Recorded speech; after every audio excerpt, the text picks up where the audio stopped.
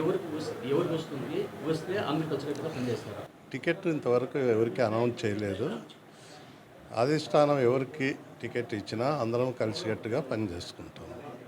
తప్పకుండా ఈసారి రాయచోటి నియోజకవర్గంలో తెలుగుదేశం జెండా ఎగరేస్తాం. కాలంలో ద్వారకానాథరెడ్డి పేరైతే బాగా వినిపిస్తుంది ఒక 10 డేస్ నుంచి. ఏమన్నా మీకు అధిష్టానం ఏమన్నా మీకు మాట ఇచ్చిందా? ఎవరికి ఎటువంటి హామీ ఇవ్వలేదు పార్టీ. అయితే ఎవరికి ఇచ్చినా కూడా మేమందరం కలిసికట్టుగా పనిచేసుకుంటాం. ఈరోజు రామారావు వర్ధంతి సందర్భంగా అబ్బవరంలో ఈరోజు అందరము పోయి రామారావు గారికి పూలదండ వేసి అక్కడి నుంచే మేము అందరం కలిసి ఉండాము అని చెప్పేసి ఒక సందేశం పంపినాం కార్యకర్తలందరికీ. మేము ఎవరికి వచ్చినా బ్రహ్మాండంగా ఈసారి తెలుగుదేశం జెండా రాయచోట్లో ఎగరేస్తాం. అట్లే పార్లమెంట్ అభ్యర్థిని కూడా ఇక్కడ గెలిపించి ఎన్నో రోజులుగా మనం ఎదురు చూస్తున్న పాల్కొండ ఫ్యామిలీని మళ్ళీ అధికారంలోకి తీసుకొచ్చేదానికి మా వంతు మేము ప్రయత్నం చేస్తాం.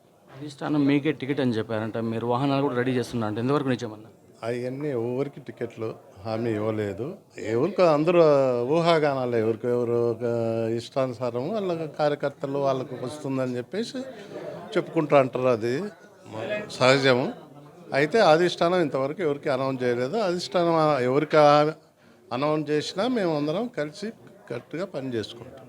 ఎలక్షన్లు ఇంకా 90 రోజులు కూడా లేవన్నా. ఇప్పటి వరకు కూడా టికెట్ ఎవరికనేది కూడా ఇవ్వకపోతే మీ పార్టీకి నష్టమా లాభం అవుతుంది? లేదు, ఇప్పుడు అన్నీ అనౌన్స్. ఎందుకంటే ఈ పొత్తులు గురించి కొంచెం డిలే అయింది. లేకపోతే ఎప్పుడు అనౌన్స్ అయ్యేది. పొత్తుల గురించి కొంచెం డిలే అయింది. అది అయిపోద్ది నెలాఖరికి లేదా ఫస్ట్ వీక్లో మా అన్నీ అనౌన్స్ చేసేస్తాం. మా పార్టీకి ఎటువంటి నష్టం లేదు. తెలుసు, కాంగ్రెస్ తెలంగాణలో లాస్ట్ మూమెంట్లో కూడా వచ్చినా టికెట్లు ఇచ్చినా గెలిచినారు.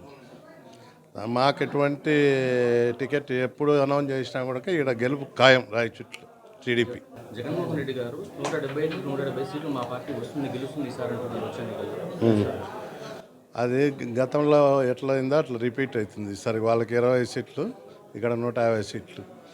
గతంలో ఎట్లా రిపీట్ అయిందో అదే విధంగా ఈసారికి రిపీట్ అవుతుంది మా ఉద్దేశం. ఆయన అనుకుంటాడు ఊరికే కార్యకర్తలకు ఉత్తేజపరచడానికి, వాళ్ళ కార్యకర్తలు నిరుత్సాహపడకుండా చెప్పుకుంటాడు 175కి 175.